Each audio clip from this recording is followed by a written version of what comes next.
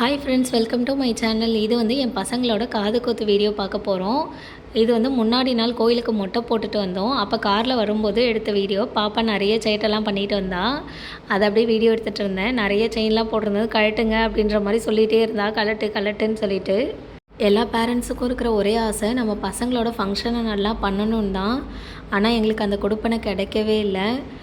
காது குத்தில் அவ்வளோ சண்டை, ரொம்ப ரொம்ப ரொம்ப ரொம்ப பிரச்சனையாகிடுச்சு. சரி, வந்ததுக்கு சாமியாவது கும்பிட்டுட்டு போகலாம் அப்படின்னு சொல்லிட்டு திருப்தியாக சாமி மட்டும்தான் கும்பிட்டுட்டு வந்தோம். இது வந்து காது குத்து அன்றைக்கி காலையில் எடுத்த ஃபோட்டோ. அம்மாவும் என் அண்ணன் பையனும் நின்னாங்க.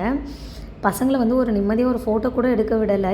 ரெண்டு பேரையுமே மாலை போட்டு நிம்மதியாக ஃபோட்டோவே எடுக்கலை. இது வந்து என் பையனும் என் பொண்ணும். பாப்பா ஒழுங்காக ஃபோட்டோவுக்கு போஸ் கொடுக்கவே மாட்டா. யாருக்கெல்லாம் வந்து ஓடி ஓடி உதவி பண்ணோமோ அவங்க எல்லாமே முதுகில் குத்திட்டாங்க. ரொம்ப துரோகம் பண்ணிட்டாங்க.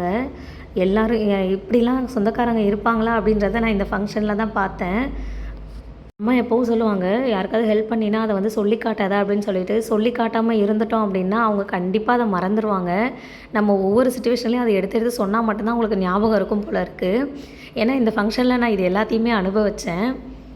பெத்த தாய் தகப்பனை தவிர வேறு யாருமே இந்த உலகத்தில் வந்து உண்மையானவங்களே கிடையாது. அவங்கள மட்டும் நம்புங்க.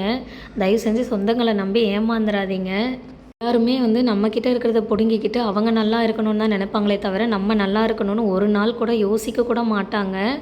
இப்படி தான் போச்சு எங்களோட காது குத்து ஃபங்க்ஷன்.